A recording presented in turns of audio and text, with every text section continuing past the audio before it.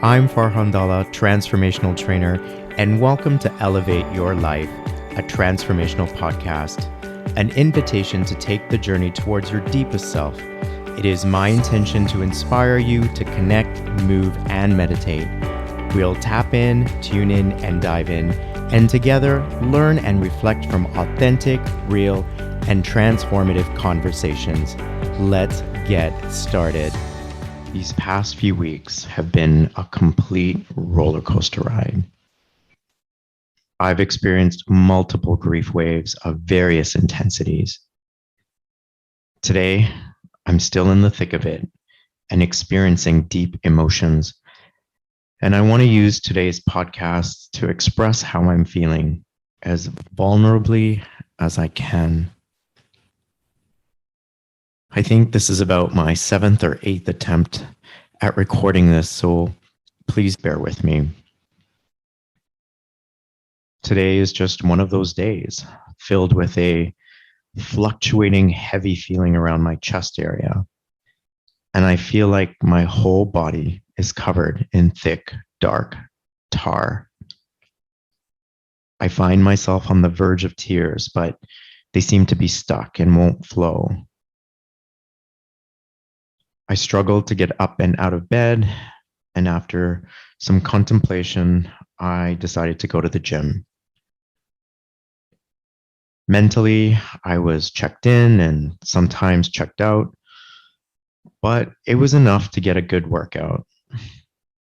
I trained legs, and that was pretty ambitious of me, but I challenged myself to my satisfaction, and as I walked out wobbling back to my car, I felt satisfied about my workout. Later, I went for a coffee and people watched at the mall. I tried to go for a short walk, but no matter what I did, the discomfort is still here. The heaviness remains. The grief wave continues to rise up through my body, but it doesn't feel like it's making its way out.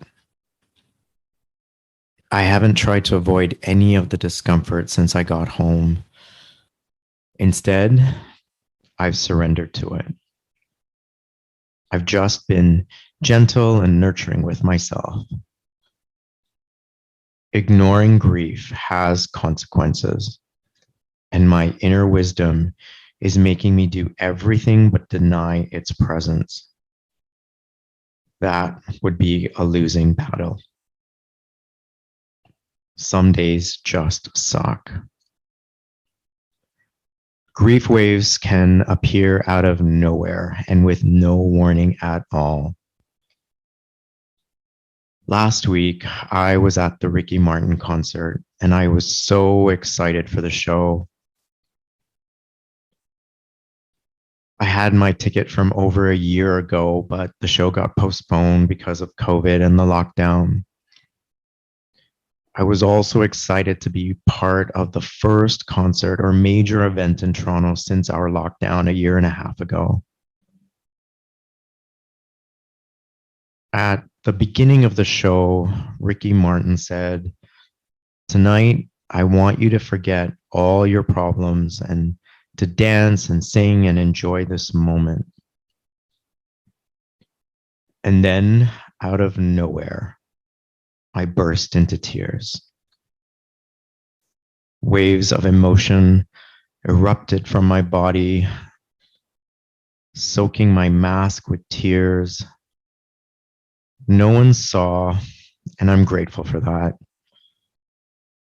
I had my moment and I kept it to myself.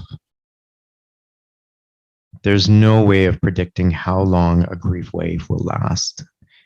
And thankfully, this wave was short. Although be it intense, it was short and I was able to enjoy the show as best as I could. The anniversary of Mom's passing is approaching, and the discussions have started in regard to planning her service. A year has nearly passed, and yet everything is still so fresh, raw, and surreal. I feel like it's a never ending bad dream. Days like today, there seems to be no real lasting relief. I feel like I'm going through the motions, looking at the clock, wondering how much longer do I have before this day ends, hoping that if I make it through, I can put it behind me and get another opportunity to try again tomorrow. And maybe I'll wake up with a renewed sense of a better day. Or maybe it'll be like another heavy day. Either way, I am surrendering to this grief wave head on. As I said, there's no way to predict how long a grief wave will last. Sometimes they are mini waves, and then there are times that seem to linger endlessly. And maybe today isn't about relief, but just being present to what is coming up for me. I really don't know the answer. I'm still trying to figure all this out. I may sound like I'm all over the place, and it's because I am. I discovered and listened to a podcast called Good Morning, a grief podcast. Morning spelt Mourning. This episode was called Grief Tip Tuesday, Navigating Grief Triggers. The podcast is hosted by two lovely women from Australia named Sally and Imogen. They both lost their mothers suddenly. I'd like to give a shout out to these two amazing people who are sharing their experiences to help uplift people like myself who are struggling with grief, giving them tips, tools, resources, and a safe space, just like this one, for us all to share and explore, talk honestly and authentically about our grief journeys. I'll put the link to this episode in the notes section because it helped me tremendously. I highly suggest you check out their podcast and follow them on Instagram, which is where I first learned about them and the amazing work that they do. At the suggestion in the information provided by this podcast, I reached out to someone. I told them how I was feeling, and I'm glad I did. People can't read your mind, and it's so important that if you are in need of help, that you reach out. Just to be heard and witnessed was all I needed. Again, as I've mentioned before in previous podcasts, I'll stress, as I've said, I'm not looking for someone to fix things or for advice. I just want to be able to talk, share, and express what I'm feeling. That is what's called holding space for someone. All I ask and need is your presence. You don't have to worry about saying the right thing or not knowing what to say. I don't need you to say anything. Just listen and be present. But if I ask for your advice, then know it's because I'm ready and willing to receive it. When a grief wave is intense, my emotions are high and I'm not always able to hear and process advice. And this may be different for everyone. My needs are unique as my grief is to me. And yours may be different. I really like this quote that was shared with me. It says, "Some things are not meant to be fixed. They are just needed to be carried." In addition to continuing with my grief counseling, I also have a variety of community of support from family and friends. My aunt called and said, "Hey, I have some samosas for you," and came by and dropped them off a few weeks ago. And another dropped off some soup whenever she makes it for me. There's always soup for me or samosas or some way in which someone is thinking of me. And Those acts of making me soup or samosas during the heavy times really help. The smallest of gestures can make a big difference. My community of support also includes social media friends. I have had incredible support from people whom have reached out offering messages of comfort, poems, uplifting messages, quotes, messages just to check in. People have offered me their phone numbers if I ever need someone to talk to. Some of them are people I've never personally met, but have been following my posts and stories about mom pre and post her transition. I really am touched, super touched by the outpouring of help and support. And my heart is full of gratitude for everyone and every message. Thank you for seeing me. Then I have a community at the gym.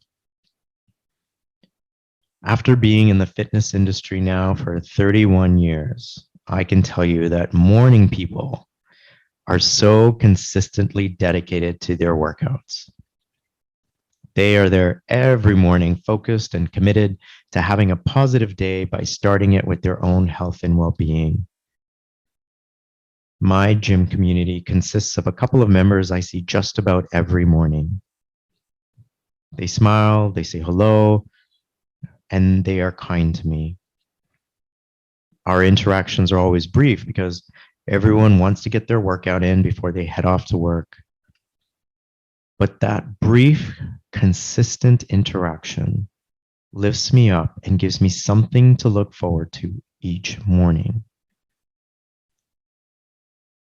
Having, like I said, been in the industry for 31 years, I was never a morning person, but I am now.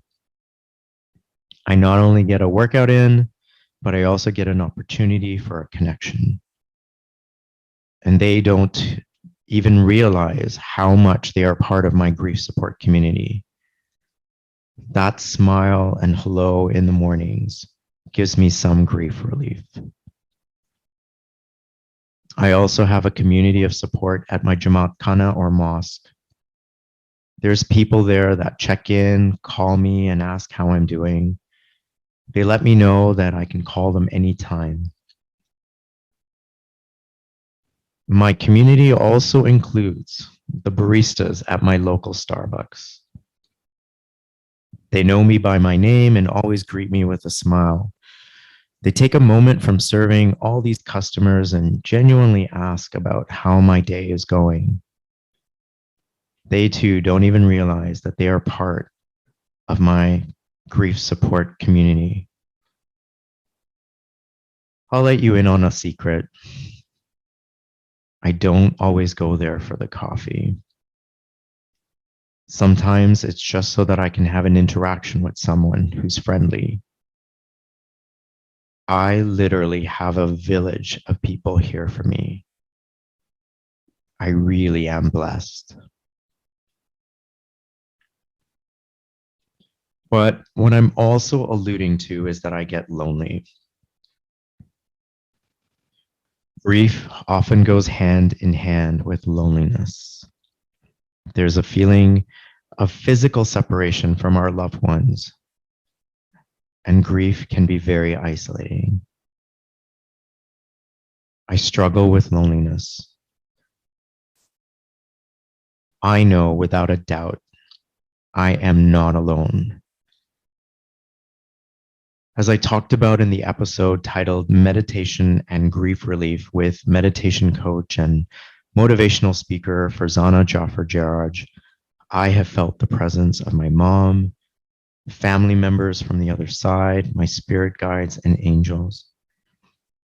I know what it's like to feel their love and presence, and I know that that presence is with me always. Yet, there is still this void that I'm feeling, not having mom around physically anymore. And that void feels like a bottomless crater that can never be filled. I miss our interaction, her warmth and gentle touch. I miss just being around her. I know that it's important for me to just sit in this space of loneliness. And maybe it will dissipate even a little bit. Maybe today, maybe not. But I know that I can't fill this void. I can't medicate it or suppress it, not with food or anything else that would give me some form of relief, because there is no relief other than sitting in this space and facing these feelings and being present to it. Anything else wouldn't be healthy. I just have to be with it, stay in it, and I'm doing the best I can. The loss of mom also includes the loss of the identity I knew. I lost the life I knew. I was so identified with being a caregiver and son that when she died, in many ways, so did I. I grieve the life I knew. I grieve the role of son and the role of caregiver. And my biggest question I ask is, now that those roles are gone, who am I now? Mom's transition has had a huge role in my awakening. And by that, I mean my spiritual journey. And my spiritual journey has taken me to a place where I know that I never was those roles. Any role I identified with is not who I am. It's not my truth. And I'm processing all of that as well. And I'll explore this more when I'm ready in a future episode, when I talk about how grief has impacted my awakening. I'm in this place now where I'm restructuring my life, and restructuring begins with also grieving that identity and now finding myself, my true self again. And so these grief waves are quite complex. They are layered with all kinds of losses. I grieve mom, I grieve me, I grieve the life I knew, and I grieve everything I didn't get a chance to grieve for prior to her transition because I was so focused on her needs. I also know that, as I mentioned, I have a community of friends and family for all kinds of support.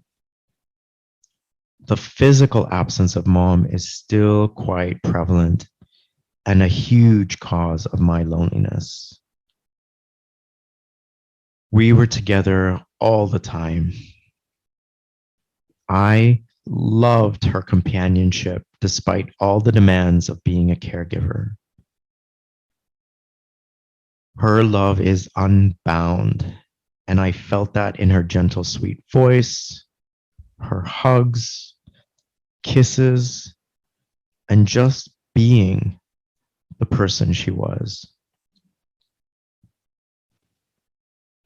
Restructuring also means a lot of rewiring. Whenever I left mom with her helper or personal support workers, whether it was to get groceries, run errands, or take a few minutes out of the day so that I could get some exercise in for me, I always had anxiety about needing to get back home quickly before her support workers left so she wouldn't be alone. I always had a fixed and limited time that I could be away from mom. I'd have to get back before they left or before she woke up from her afternoon nap. I was wired with an urgency to always need to get home to her. And I still feel that anxiety now. Many times this summer, I was out meeting friends, going to the beach or for walks, and I'd find myself looking at my watch, monitoring the time because I felt the urgency that I had to hurry and get back home. In fact, many times I would leave my friends abruptly and go home. And then I would open the door and I was met with silence and emptiness. And I would stand in the doorway wondering, why did I come home? There's no one here now waiting or needing for me to be home. No one was expecting me.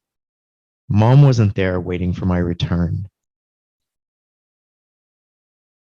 One time, a friend texted me after we spent the afternoon together, and she asked if I was okay because I left quite suddenly.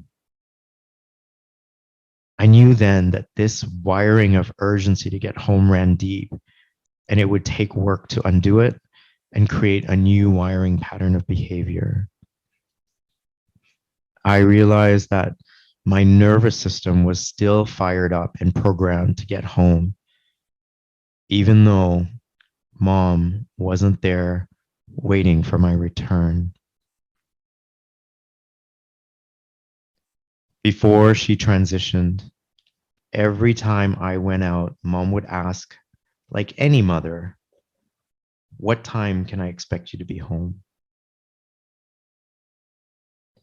And often she would call to confirm I'd be home by a certain time.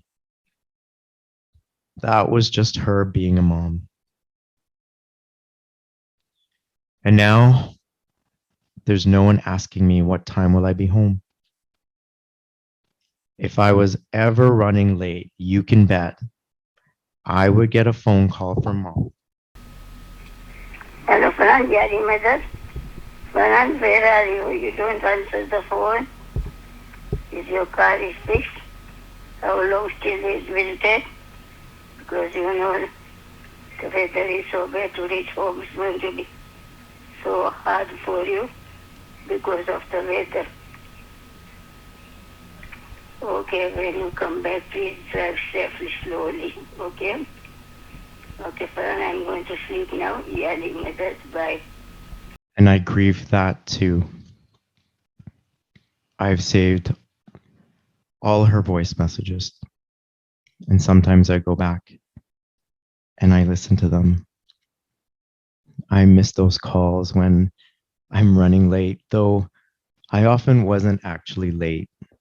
She would just sometimes forget what time I'd say I'd be home, but that was mom. Grief has many faces. I recently posted a picture from a family event and I received a lot of comments of people saying how happy I looked and they love seeing me happy. That too was grief. Grief has many faces, and maybe in that moment I was happy. But that was just a moment and nothing to be defined as evidence that I'm in a better place. That's the problem with social media.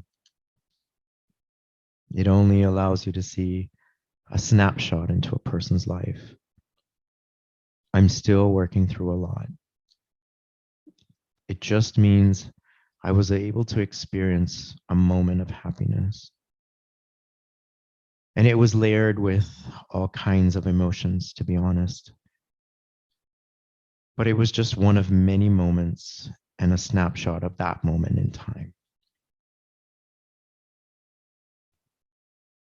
I also posted a video on my Instagram of me crying, a true and honest expression of a deep and intense grief wave. I didn't do it for attention, but because I wasn't afraid to show the world some of my most vulnerable moments. Pain and tears are all a part of the human experience, and I am no exception, even though I'm a coach and a transformational trainer.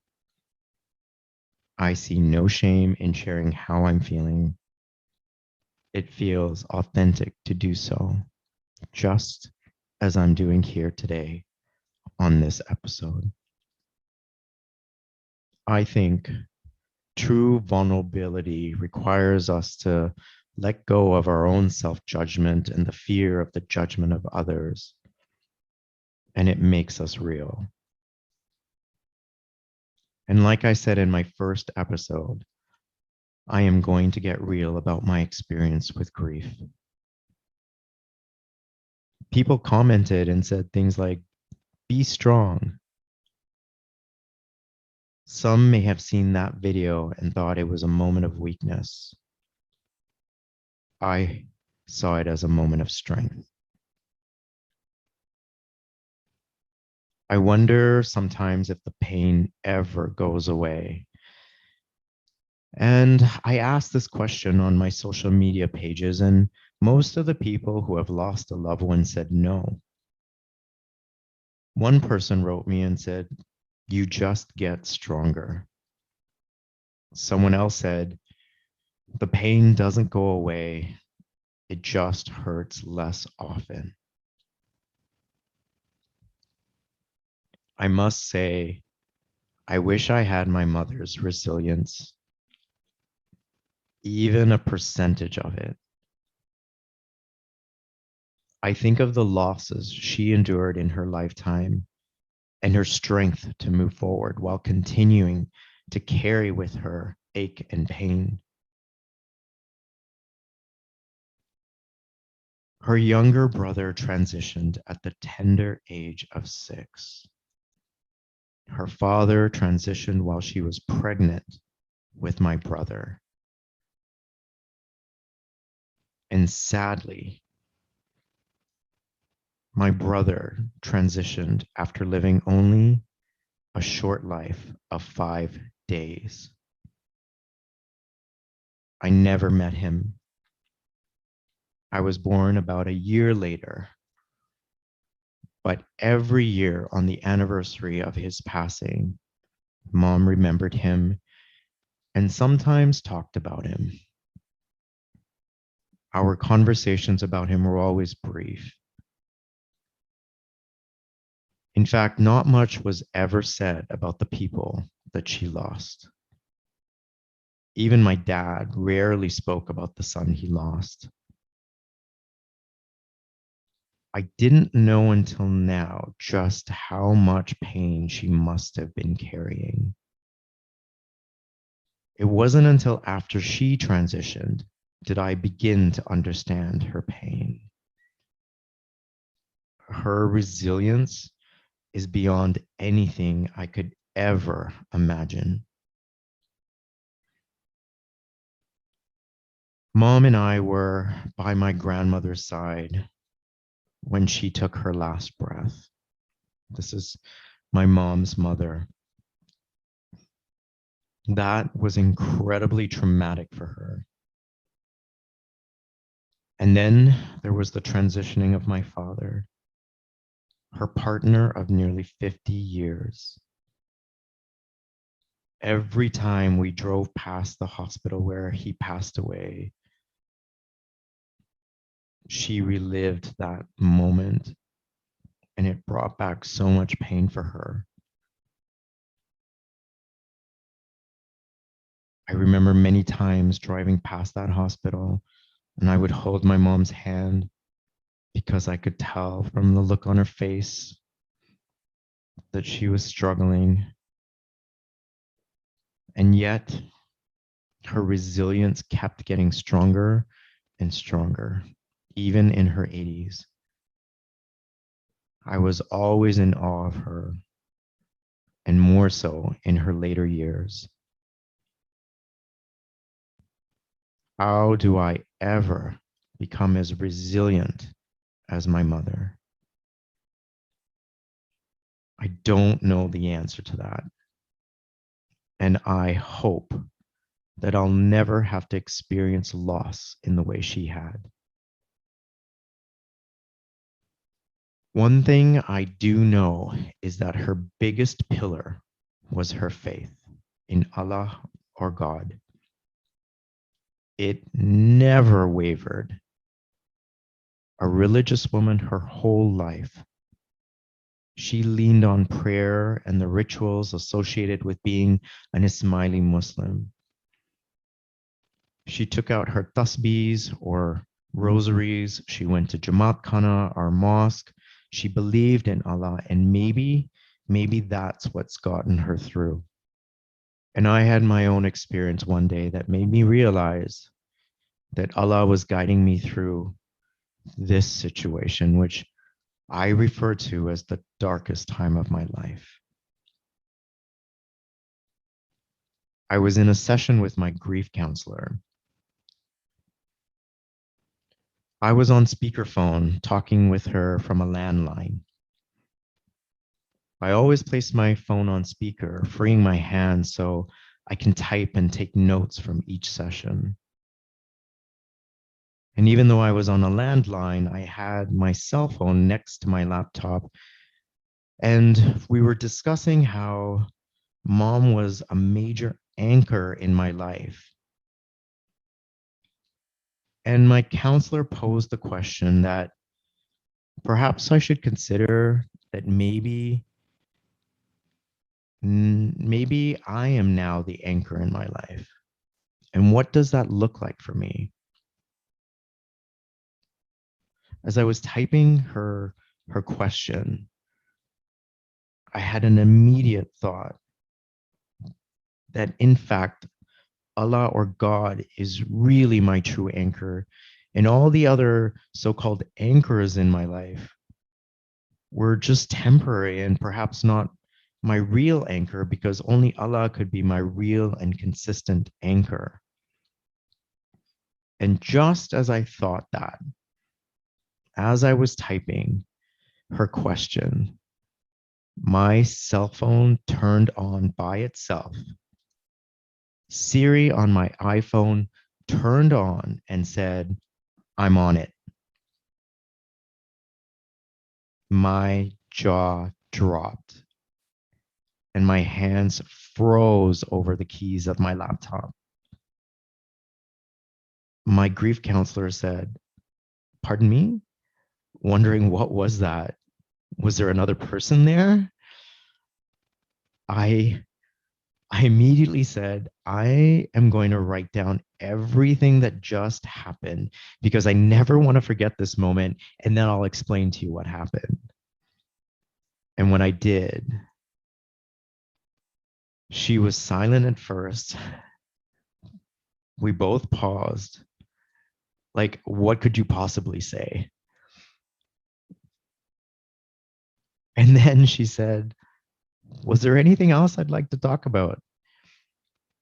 And I said, "No, I think this ends today's session." And I ended it early. I said, "I don't need to know anything else. I don't need to talk about anything else." I could tell we were both completely dumbfounded and needed time to sort of digest what had just happened. But one thing is for sure, I know without a doubt that Allah is with me, guiding me, supporting me. That was an incredible sign. And though this grief wave is still making its way out of me, I am sure that Allah is on it. I'm Farhan Dalla. Thank you for taking the time to listen to today's episode of Elevate Your Life, a transformational podcast. I hope today's conversation has elevated you in some way and inspired you to connect, move, and meditate. I'd really appreciate your support by following and rating this podcast. Come back soon and join me for another transformative conversation.